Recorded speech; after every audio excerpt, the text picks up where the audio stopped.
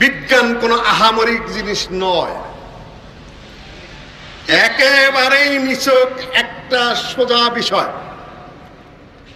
নিছকই একেবারে একটা easy matter. এটা দিয়ে ইসলামের তুলনা করতে হবে, কোরআনের তুলনা করতে হবে, হাদিসের তুলনা করতে হবে, ইসলামকে একেবারে উপরে উঠিয়ে দিতে হবে, এই ধারণা করার কোনো অবকাশই নাই। যিনি সৃষ্টি করেছেন তাকে আপনি কোন সবক দিতে চান? মায়ের কাছে মামার বাড়ি গল্প করার কোন লাভ আছে? সৃষ্টি যিনি করলেন তাকে আপনি কি শিখাতে চান? আপনার তো বেউকুফ, আপনার তো আহাম্মক, আপনার তো মূর্খ দ্বিতীয়টা নেই, যদিও আপনি নিজেকে বৈজ্ঞানিক দাবি করেন। আমরা বিজ্ঞানের উপরে সংক্ষিপ্ত যে কয়টা বই আমাদের সামনে রয়েছে এই মুহূর্তে, বাইবেল, কোরআন, সায়েন্স, মরিস বোকাইলির, ফ্রান্সের একজন বিজ্ঞানী, তিনি লিখেছেন বাইবেল, কোরআন এবং বিজ্ঞানের সাথে একটা আনুপাতিক আলোচনা। দি 100 বইটা আমার এখানে রয়েছে। মাইকেল এইচ হার্টের ধর্মবিজ্ঞান প্রগতি বইটা রয়েছে। এটা হলো প্রফেসর ডক্টর মোহাম্মদ আব্দুল বারি স্যারের, জামিয়াতে আহলে হাদিসের সম্মানিত সাবেক প্রেসিডেন্ট, মরহুম, আল্লাহ তাকে জান্নাত নসিব করুন। ডক্টর জাকির নায়েকের the Quran and modern science, এটা আমার কাছে রয়েছে। Scientific indications in the holy Quran, প্রায় এটা 654 পৃষ্ঠা। প্রফেসর ডক্টর শমশের আলী, একজন ফিজিক্সের প্রফেসর, আপনার টিভিতে আসেন, আপনারা জানেন, ইসলামিক ফাউন্ডেশন থেকে তার এই বইটা বেরিয়েছে। আরও বেশ কিছু বই পুস্তক আমার কাছে রয়েছে। যেহেতু আমি এই সাবজেক্টের নই এবং এই বিষয়ে আমি বেশি চিন্তা ভাবনা করি না, কিন্তু ভাইয়েরা কেমন করে হঠাৎ করে ফোন করে বললেন যে এই বিষয়ের উপরে আপনার আলোকপাত করতে হবে। সম্মানিত উপস্থিতি, একটা বিষয় আমাদের মাথায় রাখতে হবে, সেটি হলো বিজ্ঞান কোনো আহামরিক জিনিস নয়, একেবারেই নিছক একটা সোজা বিষয়। নিছকই একেবারে একটা ইজি ম্যাটার। এটা দিয়ে ইসলামের তুলনা করতে হবে, কোরআনের তুলনা করতে হবে, হাদিসের তুলনা করতে হবে, ইসলামকে একেবারে উপরে উঠিয়ে দিতে হবে, এই ধারণা করার কোনো অবকাশই নাই। আল্লাহ এই সমস্ত পৃথিবী সৃষ্টি করেছেন। সৃষ্টিকর্তা কে? আল্লাহ। আরশকে সৃষ্টি করেছেন আল্লাহ, কুরসিকে সৃষ্টি করেছেন আল্লাহ, তারপরে 7 আসমানকে সৃষ্টি করেছেন আল্লাহ, গ্রহকে সৃষ্টি করেছেন আল্লাহ, নক্ষত্রগুলোকে আল্লাহ কে সৃষ্টি করেছেন আল্লাহ, সূর্যকে সৃষ্টি করেছেন আল্লাহ, নিহারিকা পুঞ্জকে সৃষ্টি করেছেন আল্লাহ, গ্যালাক্সিগুলোকে সৃষ্টি করেছেন আল্লাহ, এই যে জমিনের উপর বসে আছে এই জমিনকে সৃষ্টি করেছেন আল্লাহ, সাগরকে সৃষ্টি করেছেন আল্লাহ, পর্বতকে সৃষ্টি করেছেন আল্লাহ, আপনাকে কে সৃষ্টি করেছেন আল্লাহ, আমাকে কে সৃষ্টি করেছেন আল্লাহ, গরু ছাগল জীবজন্তুকে সৃষ্টি করেছেন আল্লাহ, অণু পরমাণুকে সৃষ্টি করেছেন আল্লাহ সৃষ্টি করেছেন। সৃষ্টিকর্তাকে আপনি কোন বিজ্ঞান শেখাবেন? কথাটা বুঝে আসছে মাথায়?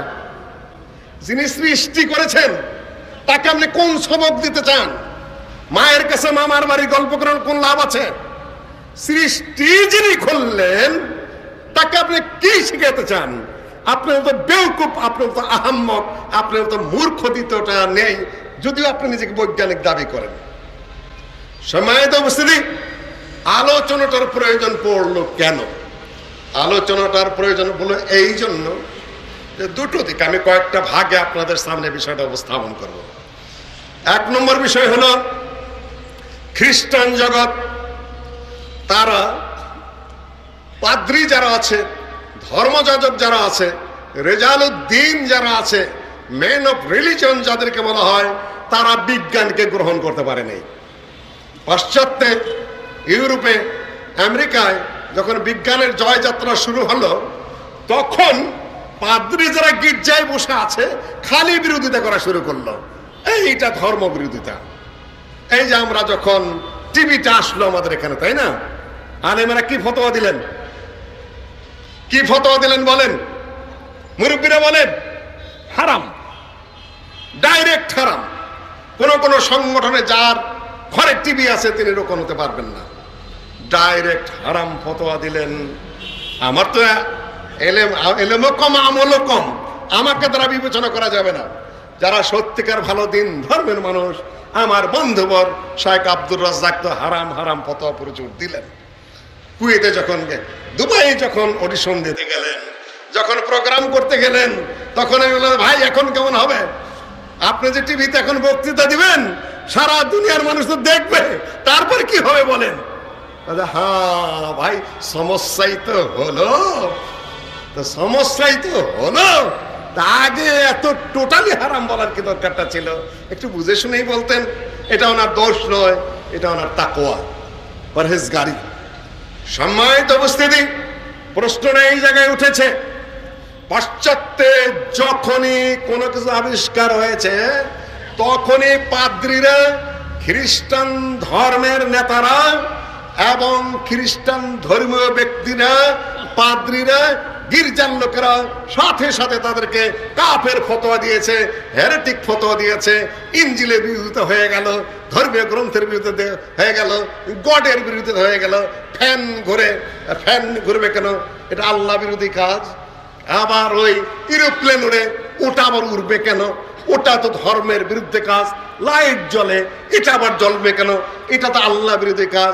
পৃথিবী ঘুরে না সূর্য ঘুরে, এই নিয়ে যখন ঘূর্ণনের কথাবার্তা শুরু হয়ে গেল তখন তারা বলল পৃথিবী স্থির। এটাই তো আমাদের ভাব্যতা, আমরা বুঝি ধর্ম থেকে।